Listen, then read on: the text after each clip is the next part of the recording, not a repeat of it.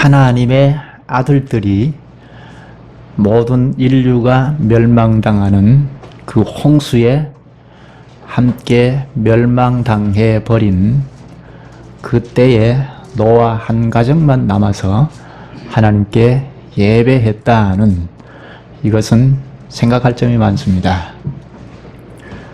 오늘 우리도 하나님께 예배를 드리고 있고 우리 시대에 많은 교회가 하나님께 예배를 드리고 있지만 하나님이 받으시는 예배인지 아닌지 확증을 못하고 예배를 반복해서 드리는 이 시대에 홍수로 모든 인류를 멸망하게 된 그때에 노아 한 가정만 달랑 남아서 하나님께서 기뻐 받으시는 예배를 드렸다는 점은 우리가 깊이 상고할 점이 많습니다. 노아 시대를 이미 생각했지만 한 번 더 더듬어 보십시다. 가인의 후손들은 몰라도 하나님의 아들들이 멸망당하리라는 생각은 쉽게 할 수 없죠. 예수님의 말씀을 빌리자면 홍수 전에 노아가 방주에 들어가던 날까지 사람들이 먹고 마시고 장가들고 시집가고 있으면서 홍수가 나서 그들을 다 멸하기까지 깨닫지 못하였더라 합니다. 다 멸하기까지 깨닫지 못했다고요. 누가요? 가인의 후손들이 아닌 하나님의 아들들이 그랬다는 겁니다. 여기 하나님의 아들들이 깨닫지 못했다는 것과 하나님의 아들들이 멸망당했다는 이 점을 생각하면서 설교를 끝까지 들으십시다. 하나님의 아들들, 창세기 6장 2절에 하나님의 아들들이 사람의 딸들의 아름다움을 보고 자기들이 좋아하는 모든 여자를 아내로 삼는지라.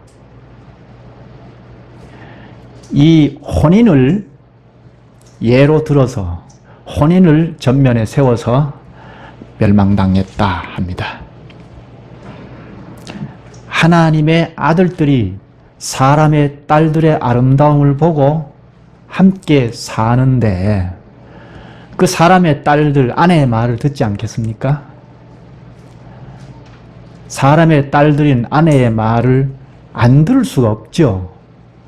좋아서 혼인했는데 그 사람의 말을 듣고 가는데 교회 예배에서 하나님 받으신 예배를 드릴 수 있을까요?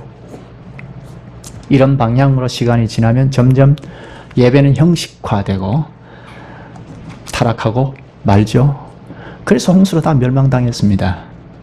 여기 예배라고 했는데요. 창세기 4장 26절에 보면 셋의 후손들이 하나님의 아들들입니다. 여호와의 이름을 불렀더라. 여호와의 이름을 부르면서 찬송도 하고 기도도 하고 예배를 하지 않습니까? 예배를 했던 사람들이다 하는 것입니다. 그 여호와라는 말을 썼는데 우리가 한두 주 전에 여호와라는 말을 쓰는 것과 하나님이라는 말을 쓰는 것이 다르다고 했죠. 하나님이라는 말을 쓸 때는 하나님의 그 능력, 주권 이런 것을 표할 때는 하나님이라는 말을 쓰고 같은 하나님의 이름인데 여호와라는 말을 쓸 때는 언약과 관계에서 쓴다고 했죠.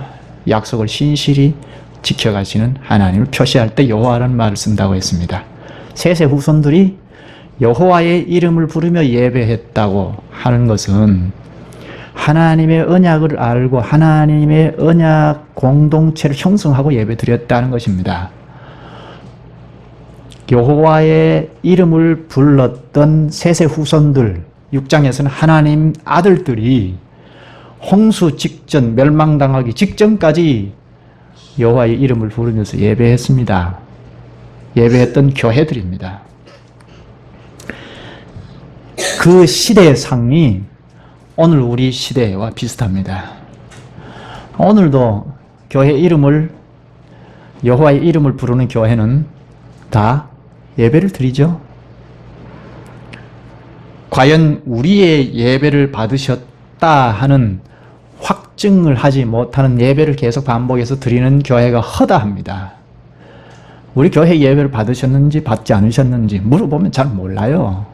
이런 예배를 반복해서 평생을 드립니다. 주님이 받으셨는지 받지 않으셨는지 예배를 모르고 드린다면 이건 미신이거든요. 그러면서 하나님의 아들들이라고 자처합니다.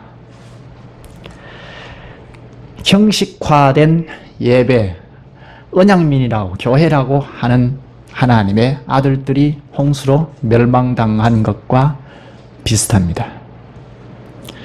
따라서 우리가 이 점을 깊이 생각할 점입니다. 본문을 잘 보면 하나님께서 방주에서 나오라 하신 명령을 하시니까 노아가 방주에서 나왔습니다. 노아와 가족들이 방주에서 나와서 첫 번째로 한 일이 무엇입니까? 지난번에 본 것처럼 20절에 보면 노아가 여호와께 제단을 쌓고 모든 정결한 짐승과 모든 정결한 새 중에서 제물을 취하여 번제로 제단에 드렸더니 합니다. 방주에서 그 노아 가족들만 단출하게 나온 것입니까? 그 많은 짐승들과 함께 쏟아져 나왔습니다. 예배 드릴 만했을까요? 한번 좀 상상해 보십시다. 그 많은 생명체들이 다 한꺼번에 쏟아져 나왔습니다.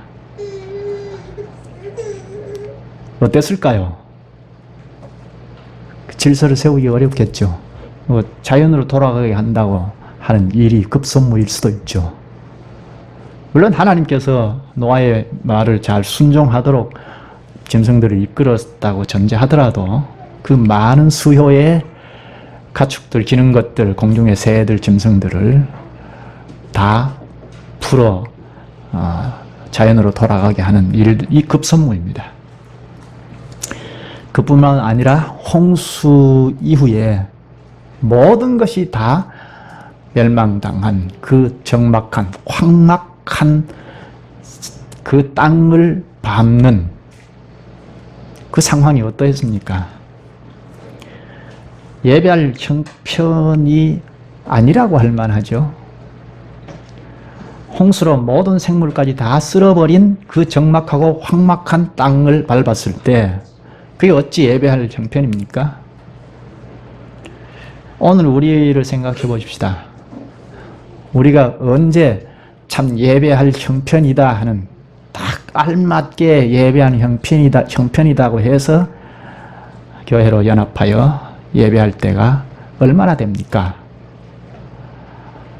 여러 형편들 뒤로 하고 주님 앞에 나와서 예배를 드리니까 예배 형편이 된 것이요.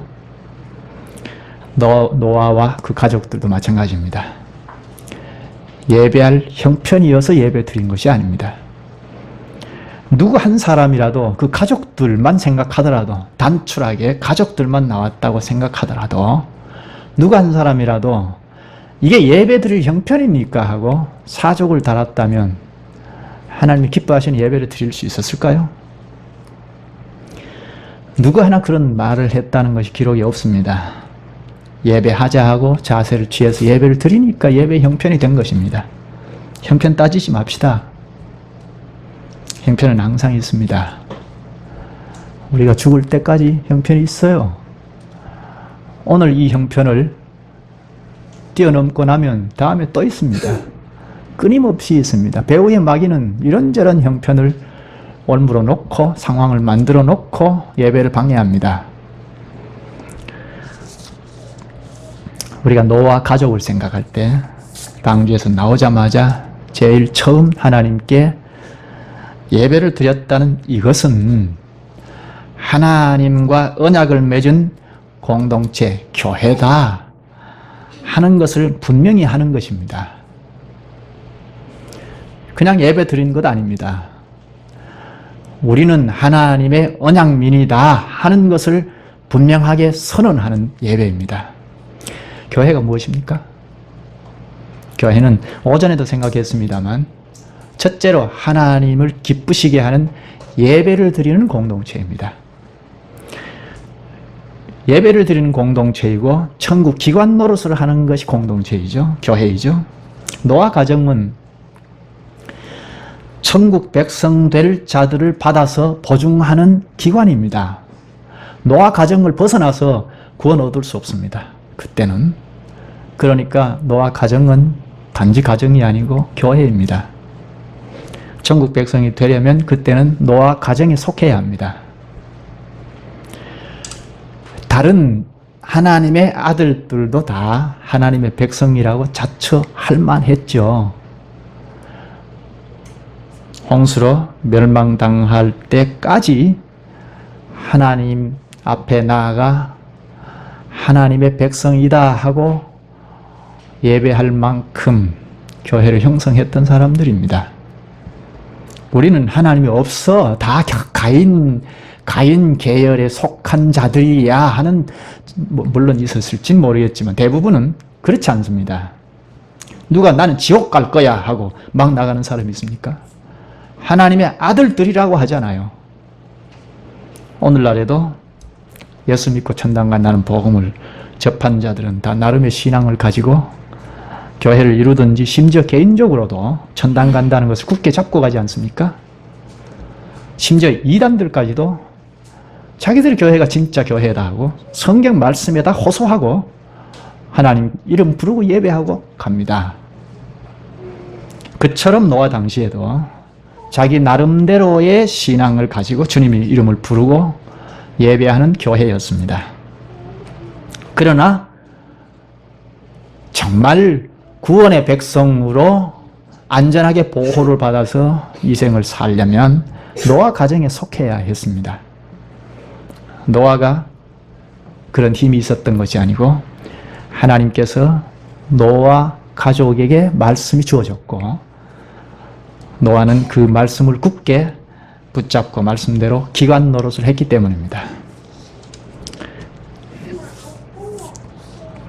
그런 점에서 방주에서 살아남은 노아 가정은 단순한 가정이 아니고 하나님의 교회였습니다.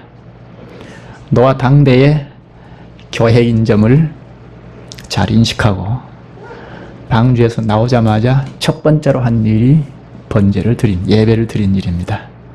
교회가 이렇게 행보할 때 첫째로 생각해야 할 것은 하나님을 기쁘시게 하는 일입니다. 교회는 성격이 분명합니다. 교회라고 이름을 붙이면 성격이 분명해야 합니다. 간판만 달고 교회 성격을 드러내지 못하면 주님의 교회는 아니죠. 바로 첫째, 종교 집단과는 달리 하나님을 기쁘시게 하는 예배를 드리는 공동체라는 것입니다. 하나님께 영광 돌린다 하는 것을 앞에 놓고 이런저런 생활로 하나님의 영광을 돌리는 생활을 합니다. 그 모든 생활을 집약한 표시가 예배입니다. 교회가 무엇을 하고자 할 때 먼저 하나님을 기쁘시게 해드리겠다는 점을 생각지 않으면 교회라고 하기 어렵습니다. 교회가 무엇을 하든지 첫 번째로 하나님을 기쁘시게 해드린다 하는 전제를 하고 가는 그 현실의 표시가 예배입니다. 모든 생활을 집약하여 딱 표시하는 것이 예배입니다. 본문 20절을 볼까요? 노아가 여호와께 제단을 쌓고 모든 정결한 짐승과 모든 정결한 새 중에서 제물을 취하여 번제로 제단에 드렸더니 여호와께서 그 향기를 받으시고 21절에 그래 말하죠. 여호와께서 그 예배를 받으시고 말씀을 쭉 이어서 하십니다.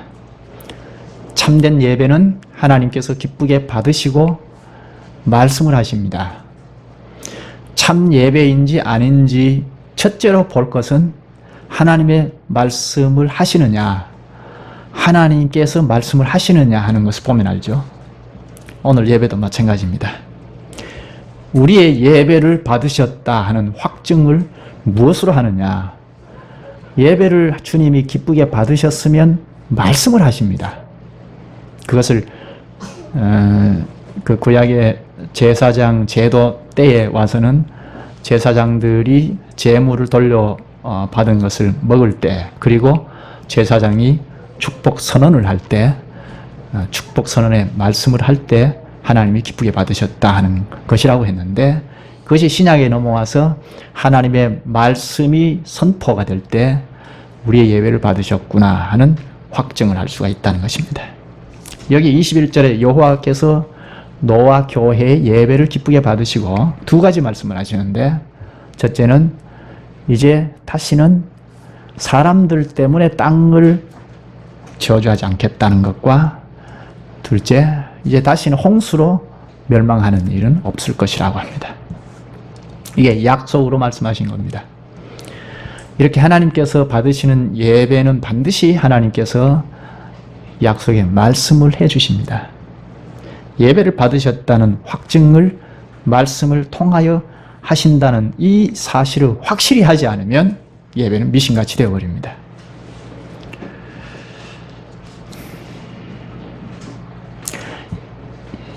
예배를 드리는 사람들에게 한번 물어보십시오. 당신의 교회 예배를 하나님이 받으시더냐 하고 물어보십시오. 대답을 저는 전도하러 가서 이렇게 확인을 해보면 대답을 이렇게 명확하게 하는 사람이 한 사람도 없어요. 그 사람의 잘못이라기보다는 주님의 말씀을 전해야 할 강단의 문제입니다. 우리 교회의 예배를 받으시더냐 하는 확증은 그 예배를 받으신 하나님께서 말씀을 하실 때, 그 말씀을 잘 들을 때, 받아들일 때 과연 우리의 예배를 받으셨다 할 수 있습니다. 우리가 말씀으로 지난주까지 주님께서 가르쳐 주신 말씀을 가지고 하나님 앞에 나아갈 때 하나님께서 그 예배를 받으시고 말씀으로 오셔서 말씀을 하십니다. 이렇게 말씀을 가지고 나가고 말씀으로 오시는 하나님의 말씀을 못 받아들일 때 그 예배는 실패입니다.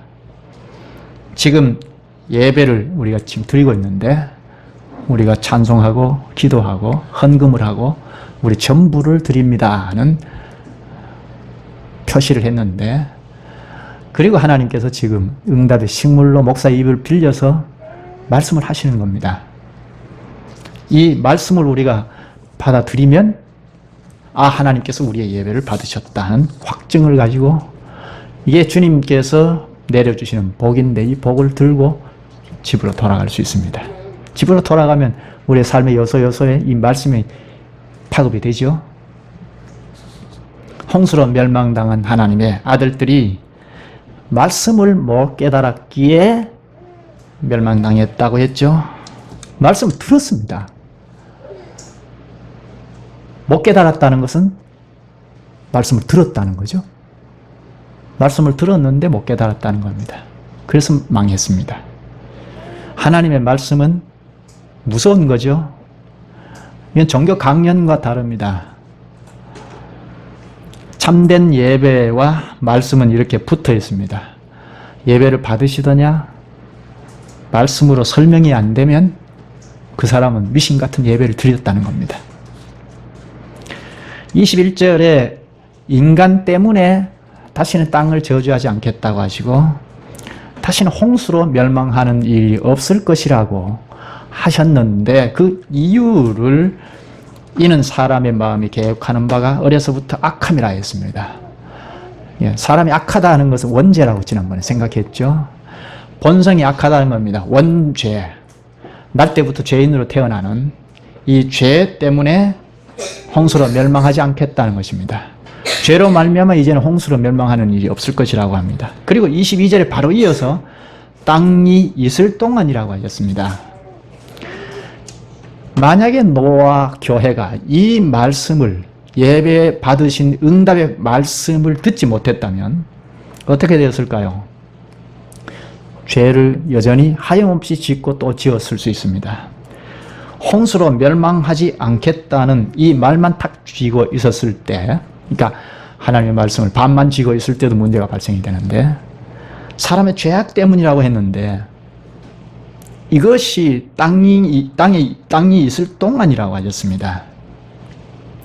사람이 좀 잘못한다고 홍수로 멸망하는 일은 없습니다. 땅이 있을 동안에는 없다는 겁니다. 이 말은 땅이 없을 때 있다는 거죠. 없을 때도 있을 것이라는 말입니다. 온 인류를 불로 심판하실 때가 있습니다. 베드로후서 3장 10절에 우주가 붕괴될 것을 분명히 말씀합니다.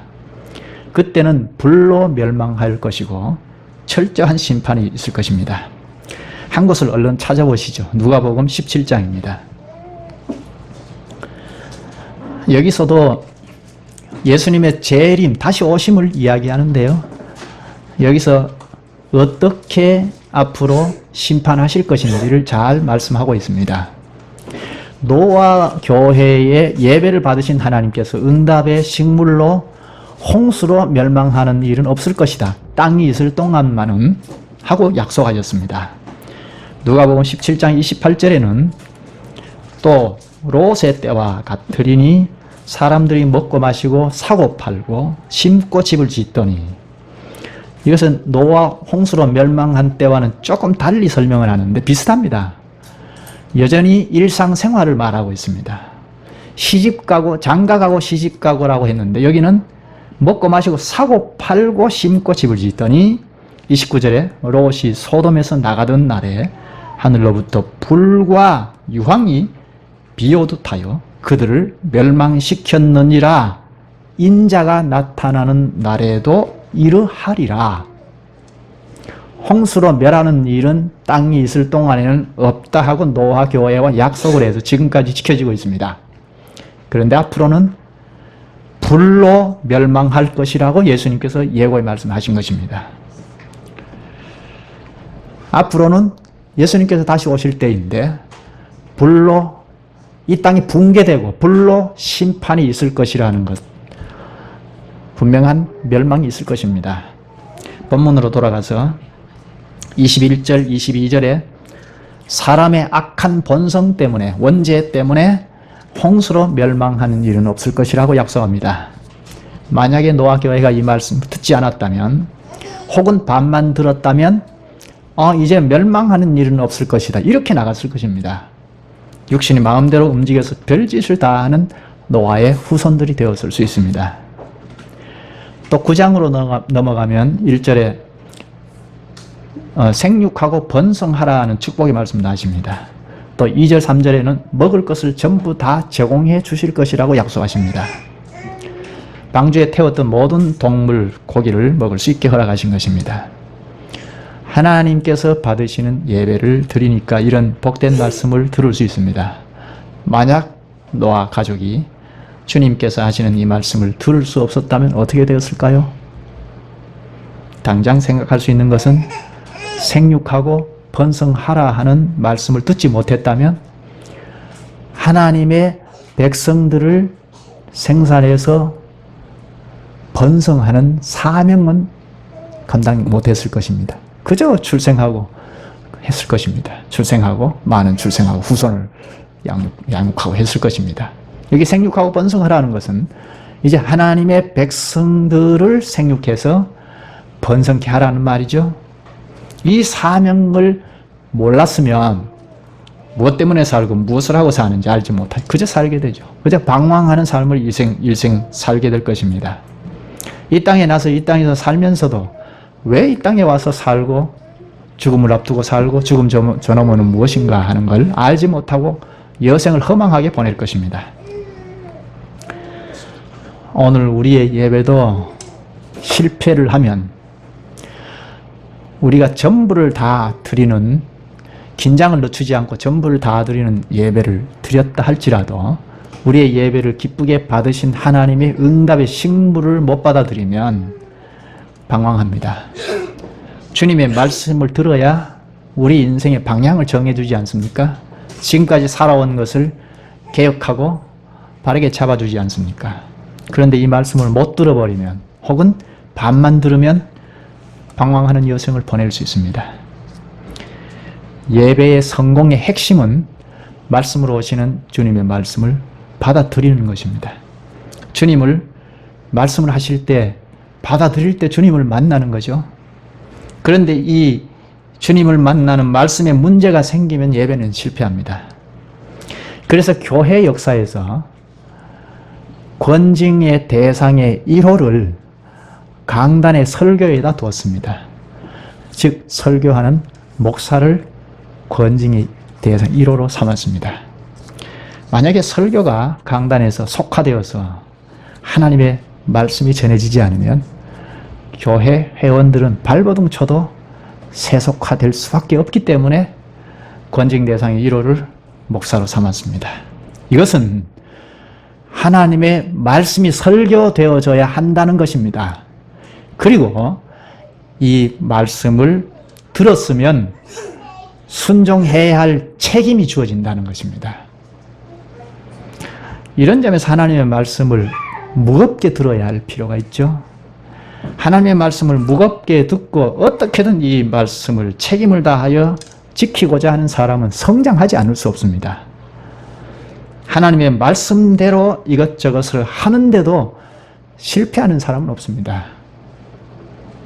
IMF 시절 때는 너나 할 것 없이 이 사회가 전부 유기적으로 연결이 되어 있어서 내 하나가 잘한다 하더라도 몽땅 다 IMF에 딱 빠졌으니까 사업에 실패할 수 있습니다.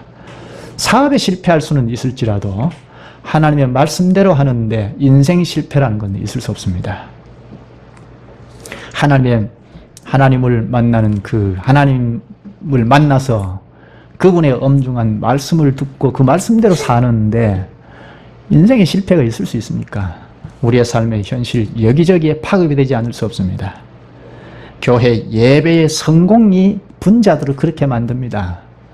우리 개개인들이 똑똑하고 현명해서가 아니고 우리는 죄인으로 태어나서 죄와 아주 친화력이 있으나 주님의 말씀을 무겁게 듣고 그 말씀대로 발버둥 치면서 지키고자 하는 자들은 실패하지 않는다는 것입니다.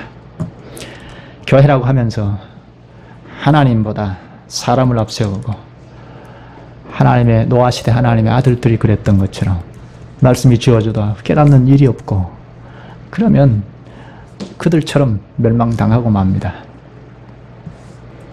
홍수로 멸망당한 하나님의 아들들과는 전혀 달리 노아 가족은 교회적인 성격을 분명히 나타냈습니다. 하나님께서 받으시는 예배로 표시했습니다. 여기 번제를 드렸다고 하는데 그것은 간단하게 드릴 수 없다는 것을 지난 시간에 잠깐 생각했습니다. 번제의 그 레위기를 보면 번제 순서를 보면 노아 교회가 반드시 그 순서를 따라서 했는지는 잘 알 수 없으나 번제라는 용어를 쓴 것을 보면 그와 큰 차이는 없을 것이라고 봅니다. 제물을 선별하는 일이 있고 그리고 그 제물에 손을 무겁게 얹어서 안수하고 잡는 것까지 다 제사 드리는 사람이 직접 합니다. 피를 흘려서 피를 뿌립니다. 이것은 제사장 제도가 있었을 때는 제사장이 피를 받아서 뿌리는데 노아 교회는 아직 그 제도가 나뉘어지지 있지 않았으니까 노아 교회가 손수다 했습니다. 제물을 잡아서 피를 뿌리고 가죽을 벗기고 각을 뜨고 번제단 위에 번제를 올려놓고 그 제물이 다 탈 때까지 긴장을 늦추지 않고 기다려야 합니다. 하나님이 받으실 때까지 기다려야 합니다. 이 예배 순서를 생각해 보십시다. 하나하나를 정신을 차리지 않을 수 없고 또 노동력이 필요합니다. 우리가 지금 길게 예배를 드리는 이것과 비교할 수 없습니다. 많은 힘이 필요합니다. 제물을 이 손수 다 잡아서 번제단 위에 올려서 다 탈 때까지 하나님이 기쁘게 받으실 때까지 긴장을 놓을 수가 없습니다. 레위기 제사장 제도 때는 제사장이 죽었습니다. 긴장을 한 순서라도 긴장을 늦춰서 소홀히 했거나 불결하게 했거나 딴 생각을 했거나 하면 제사장이 죽었습니다. 그 자리에서. 그만큼 이 번제라는 것, 제사라는 것이 쉽게 드릴 수 있는 것이 아닙니다. 하나님께서 기쁘게 그 예배를 받으시고 응답의 식물로 말씀해 주신 것을 생각하면 긴장을 늦추지 아니하고 끝까지 하나님을 기쁘시게 해 드렸다는 증거입니다. 그게 노아 교회에 드린 번제입니다. 성경에 번제를 드렸다는 이 번제가 여기에 처음 나옵니다. 노아 때에 처음 사용한 단어들이 몇 가지가 있죠. 여기 6장 9절에 보면 노아는 의인이요 당대 완전한 자라. 의인이라는 말도 처음 사용했고 그전에는 없었습니다. 완전함이라는 말도 이거는 무흠하다는 말이라고 했죠. 이 의인도 하나님 기준에 만족시켰다는 것이고 또 이 무흠하다는 것도 이 제사와 관련된 말입니다. 이 의인과 완전함도 다 예배와 관계된 말인데 오늘 제단이라는 말, 번제라는 말 이것이 다 처음 쓰였는데 예배와 직접 관계가 있죠. 노아 교회는 제단을 처음 만든 사람입니다. 성경에 제단을 처음 만들고 또 번제를 처음으로 드린 사람이 노아입니다. 물론 이 예배는 아담으로부터 내려온 전수된 것이기는 한데요. 그전에는 제단을 쌓아서 번제를 드렸다는 말은 없습니다. 가인과 아벨이 예배를 드렸을 때도 번제를 드렸다는 말이 없습니다.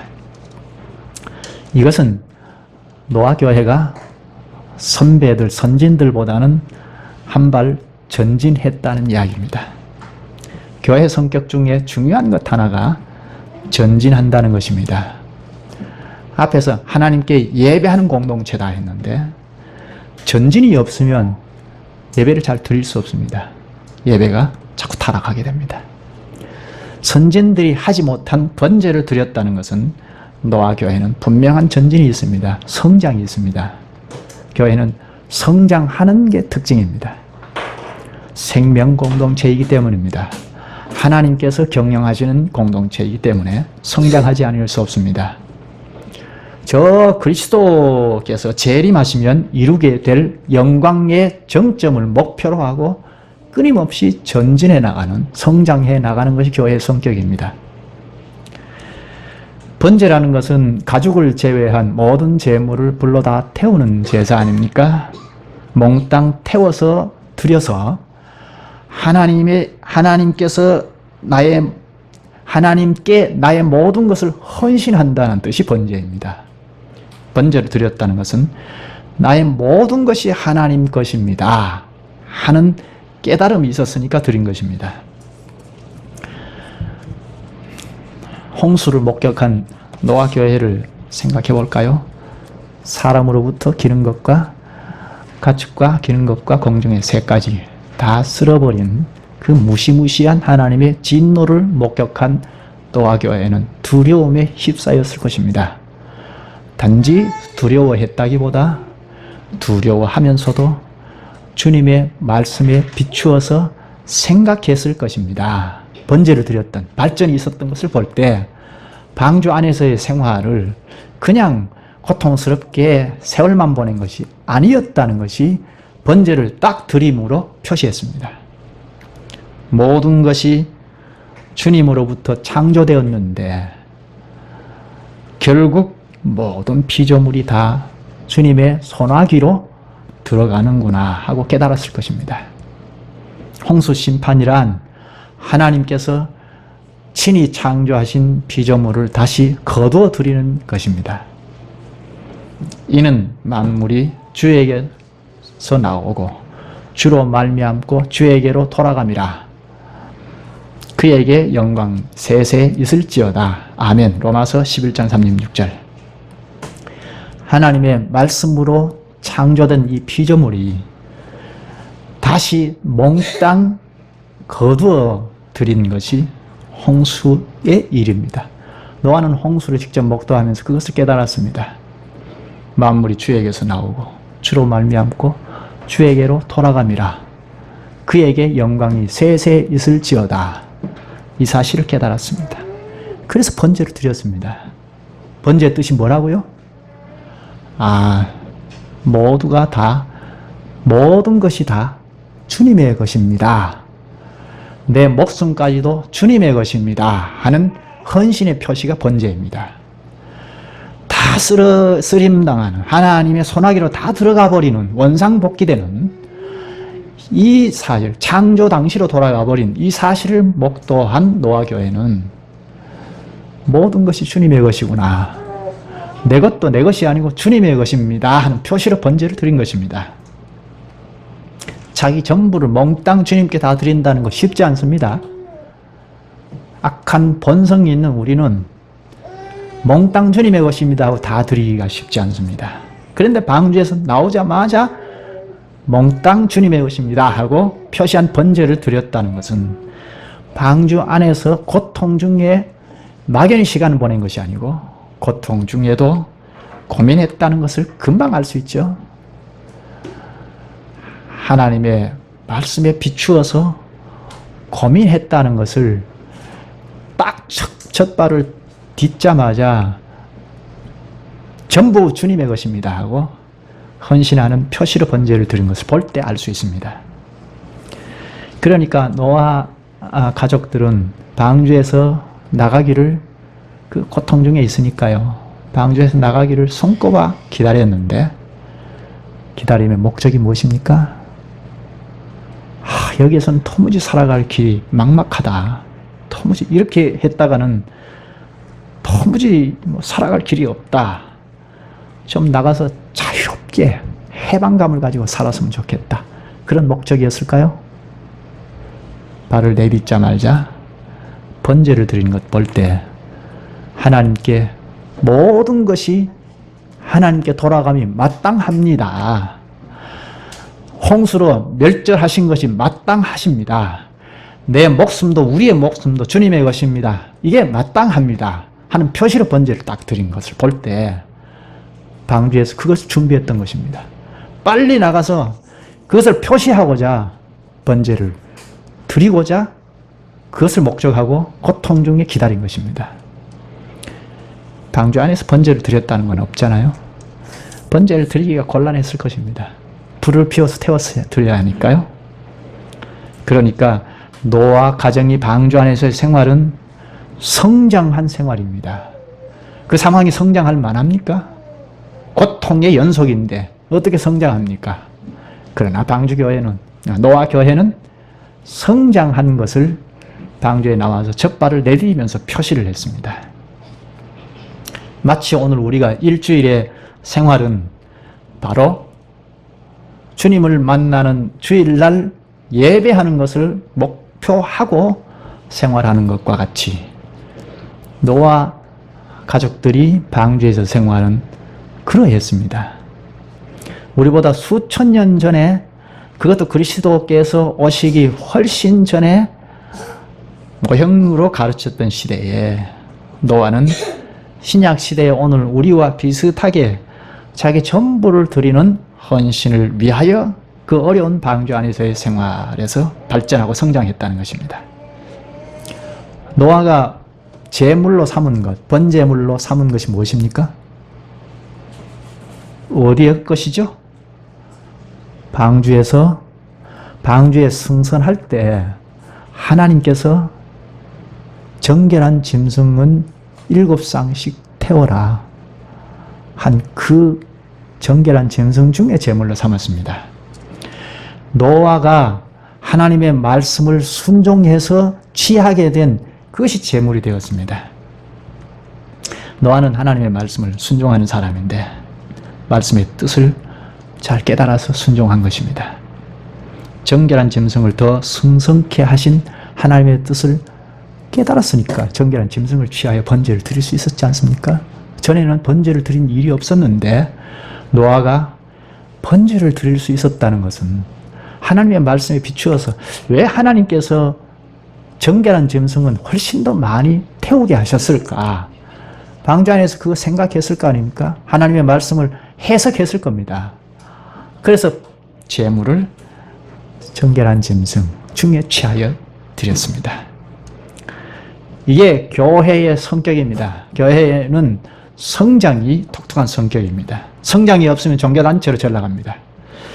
잘 출발했을지라도, 주님의 교회답게 출발했을지라도 성장이 멈추어서 정체되어 있으면 점점 뒷걸음질 쳐서 나중에는 종교단체가 됩니다. 오늘 교회들이 얼마나 많습니까? 교회라는 이름을 걸고 하나님을 예배하는 공동체가 많이 있는데 성장이 없는 교회라면 교회라고 하기 어렵죠. 뭐 처음부터 교회였다가 오늘은 교회가 아니다 이렇게 손바닥을 뒤집듯이 할 수는 없지만 하나님을 아는 지식에 발전이 없으면 그거는 배도하고 있다는 증거입니다. 10년 전에 하던 고민을 오늘도 똑같이 하고 있다면 성장이 없는 것입니다. 저하고 친밀한 사람들도 몇 년 만에 이렇게 만나서 대화를 해보면 몇 년 전에 고민하고 있던 걸 그대로 안고 해결 못하고 고민하고 있어요. 그러면 그 교회가 성장이 없다는 것이 될 수도 있고 교회는 끊임없이 성장하는데 그 분자인 자신의 성장이 없다고 할 수도 있죠. 성장이 없으면 그 자체가 배도하고 나가는 길목에 있다는 것입니다. 교회가 분명한 성격을 취하려면 성장하려면 말씀에 친숙해야 합니다. 노아가 번제를 드리는 발전이 있었던 것은 바로 말씀으로 준비하고 성장한 결과입니다. 노아는 본래부터 말씀에 친화력이 있는 사람인데요. 그러니까 그 방주 안에서 그 열악한 상황에 집어넣었어도 그 상황에서도 말씀을 가까이 하고 그래서 성장이 있었습니다.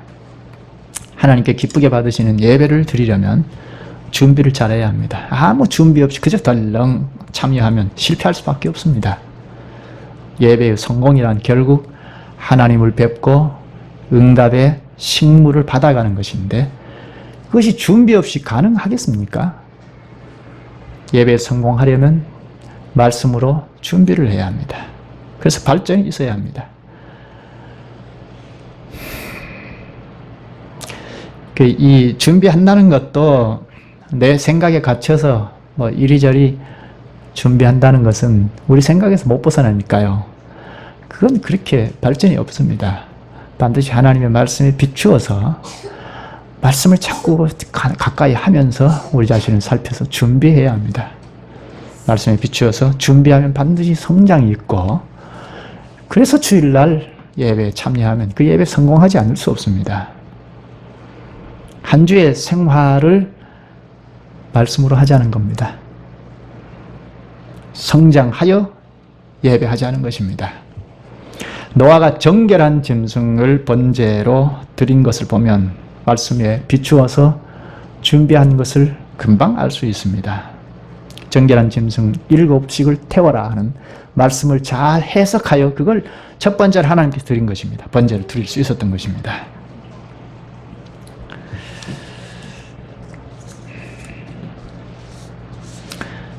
번제를 드렸다는 것을 생각하면 방주 안에서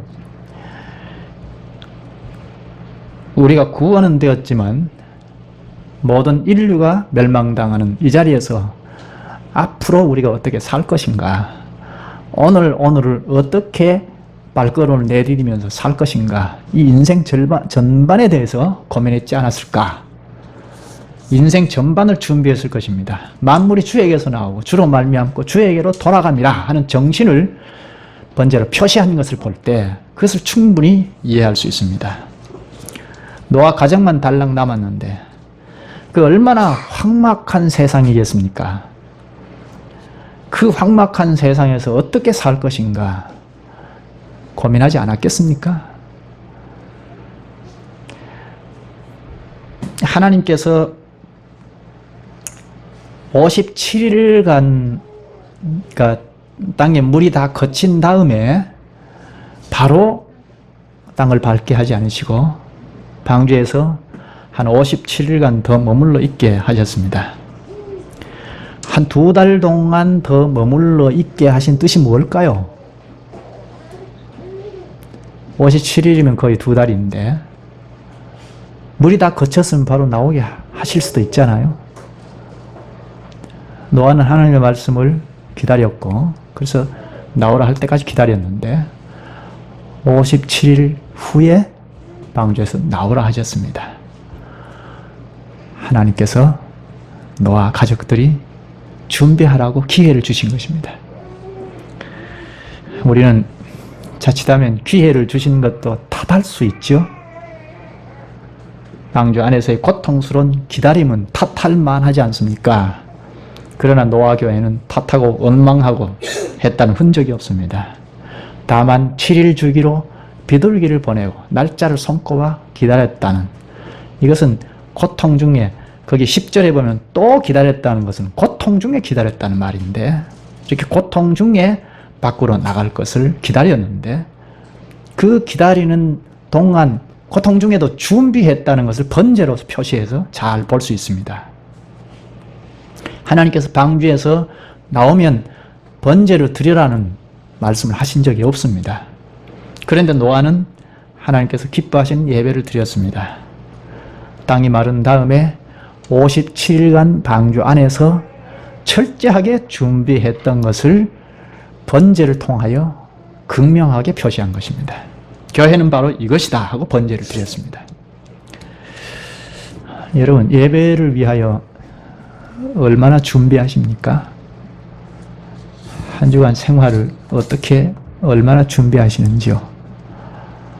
말씀을 가까이 하면서 준비하며 생활을 하십니까? 바쁜 생활 때문에 준비를 못 한다고 그렇게 말하기는 어렵죠. 말씀대로 생활을 하는 것입니다. 지금까지 살아왔는데 앞으로 언제까지 살지는 알 수 없지 않습니까? 우리가 다 날짜를 모를 뿐이지 사형 선고를 받아놓고 살아가는 존재인데, 하나님께서 주신 이 생애를 하루가 될지 한 달이 될지 10년이 될지 알 수 없지만, 우리가 알지 못하니까 오늘 하루하루 하나님 앞에서 철저한 준비의 생활을 하시는가요? 그 생활을 예배에서 집요하게 표시합니다. 그러니까 바꿔서 말하면 예배를 드리는 것을 보면 생활을 어떻게 했는지 알 수 있습니다. 그리고 예배를 철저히 회개하고 하나님을 뵙고 돌아가서 생활하는 자는, 예배를 성공하는 자는 생활 예배에서 말씀대로 잘 살아갈 수 있다고 할 수 있습니다. 이게 이제 우리가 반복하면서 영광의 나라를 가까이 더 다가갑니다. 노아가 방주에서 나오자마자 번제를 드릴 수 있었던 것은 방주 안에서도 준비했다는 것이고, 그래서 자라갔다는 것입니다. 그럴 수 있었던 것 또 하나 생각해 보죠. 노아가 방주 안에서조차도 말씀에 가까이 하고 자랐다는, 성숙했다는 것, 그리고 방주에서 나오자마자 하나님을 기쁘시게 했다는, 이것은 그의 태도에서 볼 수 있습니다. 6장부터 우리가 노아를 보지 않았습니까? 6장, 7장, 8장까지 쭉 이모저모 보았는데, 노아가 하나님의 말씀 앞에서 한 번도 의문을 가졌다는 것을 볼 수 없죠. 한 번도 사족을 달았다는 것을 볼 수 없습니다. 제가 페이스북을 가끔 보는데요, 어떤 경우는 아주 하나님의 말씀을 잘 해명해 놓은 글들이 올라와요. 근데 거기에 댓글을 이렇게 저렇게 여러 사람들이 단 것을 보면, 본래 그 기록한 사람의 의도, 즉 하나님의 말씀을 잘 해명해 놓은 의도가 희석되어 버리는 경우가 있어요. 댓글을 쭉 다는 걸 보면 거기에 뭐 아멘 한 사람도 있고 또 사족을 단 사람도 있고 여러 사람이 있는데, 특히 그 글을 자기 나름대로 성경을 다시 해석해서 이것이 옳다 하고 설명해 놓은 글 때문에 본래 잘 해명해 놓은 것이 희석될 수가 있어요. 댓글이. 노아는 한 번도 하나님의 말씀에 댓글을 단 적이 없어요. 하나님은 말씀을 하시고 노아는 듣는 이 관계가 잘 형성이 되어 있습니다.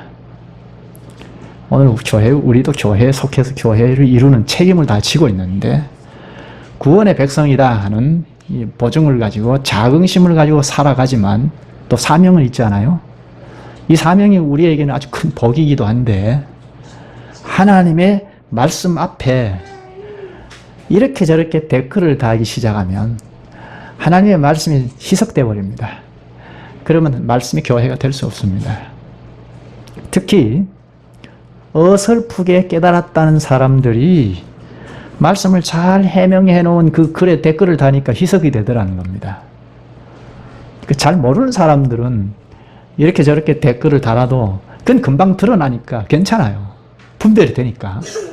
근데 자기 나름대로 깨달았다 하고 아주 교묘하게 쭉 설명을 해 놓은 댓글은 오히려 희석이 되어 버립니다. 오늘 교회도 마찬가지입니다. 어설프게 깨달으면요. 이 사람이 가만히 있지 않습니다. 사람은 말하게 되어 있으니까 어설프게 깨달으면 나름대로 성경 하나님의 말씀을 쭉 설명을 하지 않겠습니까? 누구를 만나면 말하게 되어 있으니까 그렇게 되면 이 교회 안에서 그렇게 되면 하나님의 말씀은 희석되어 버립니다. 그러면 질서 있게 평강을 찾아서 건실하게 서갈 수 없습니다. 댓글이 많으면요 교회 못 섭니다.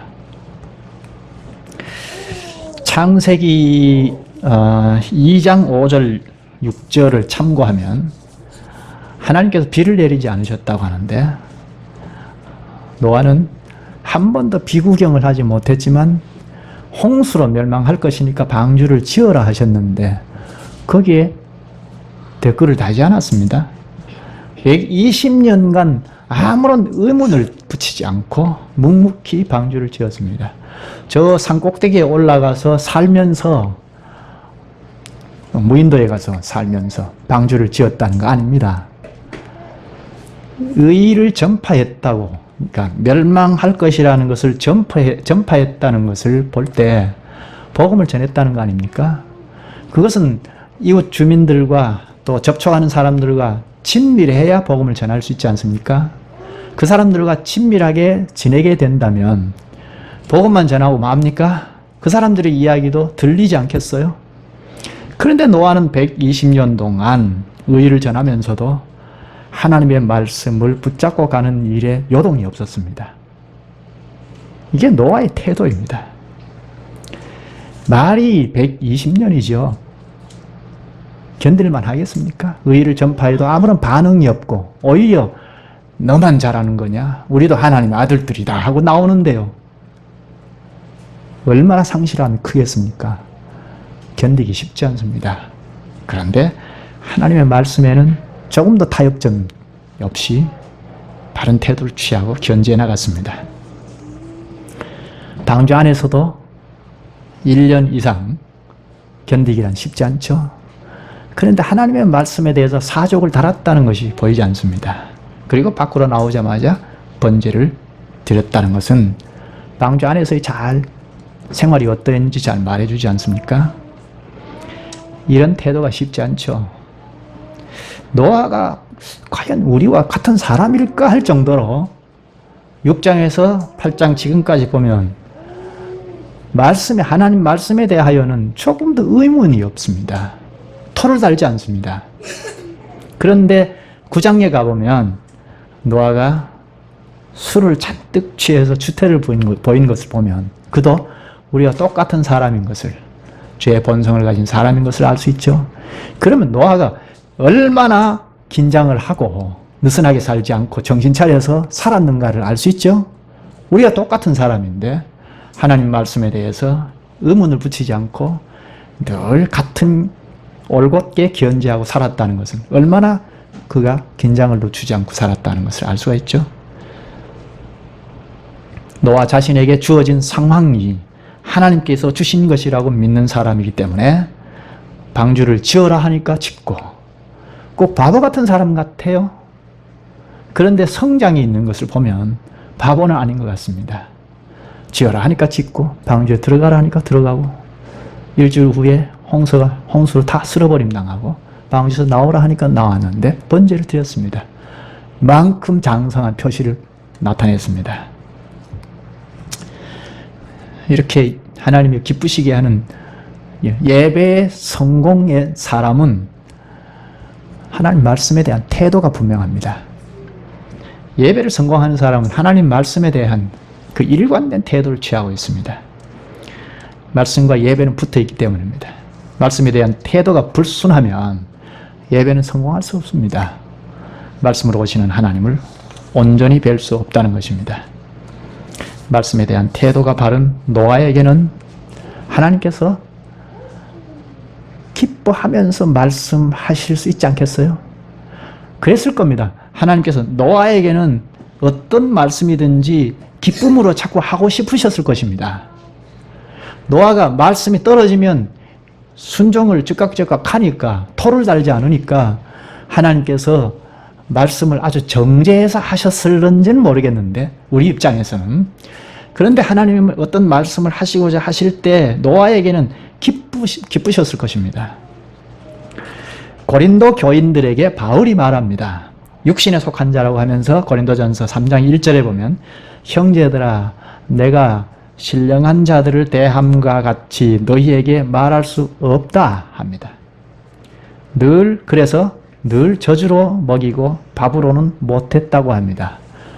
사도가 다른 교회와는 달리 고린도 교인들에게는 말씀을 전하기가 쉽지 않았다는 겁니다. 그래서 이 말씀을 전해야 하는데 또 골라서 이렇게 저주로 먹이듯이 했다는 겁니다. 하나님 말씀을 아무나 먹일 수 없는 육신에 속한 자라는 겁니다. 육신에 속한 사람에게는 하나님의 말씀을 전하는데 자제가 됩니다. 안 받아들이니까요. 그러나 노아에게는 하나님께서 말씀을 하실 때 기쁨으로 하셨을 것입니다. 여기까지 하시죠. 기도합시다. 자비하신 주님, 주님께서 노아 당시 홍수로 멸망당한, 특히 하나님의 아들들까지 멸망당한 그 시대에 노아 교회는 주님이 기쁘게 받으신 예배를 드린 점을 저희들에게 가르쳐 주셔서 불로 써 심판하실 그리스도의 재림을 앞둔 저희를 일깨우시옵나이다. 오늘 저희도 이 시대에 많은 교회와 같이 주님께서 받지 아니하시는 형식적인 예배에 빠질까 두려워하며 홍수 시대에 멸망하고만 하나님의 아들들의 배도의 주 원인이 무엇이었는지 곰곰이 상고하며 실질 있는 예배를 위하여 늘 마음을 집중하기를 원하옵나이다. 주님께서 저희를 불쌍히 여기시고 믿음을 주셔서 비 한 방울 오지 않는 시대에 저마다 사람의 딸들과 구분 없이 사람의 말에 따라 움직이는 하나님의 아들들 시대에도 120년간이나 인내하고 말씀을 굳게 믿고 또 방주 안에서의 고통스러운 일련의 형편에도 인내하고 말씀으로 성장한 결과 예배했던 노아와 같이, 노아 교회와 같이 세워주시옵소서. 저희가 무엇을 갖춰야 할지 주님께 구하고 고치고 개혁하고 성장케 하여 주시기를 원하옵나이다. 예수님의 이름으로 기도하옵나이다. 아멘.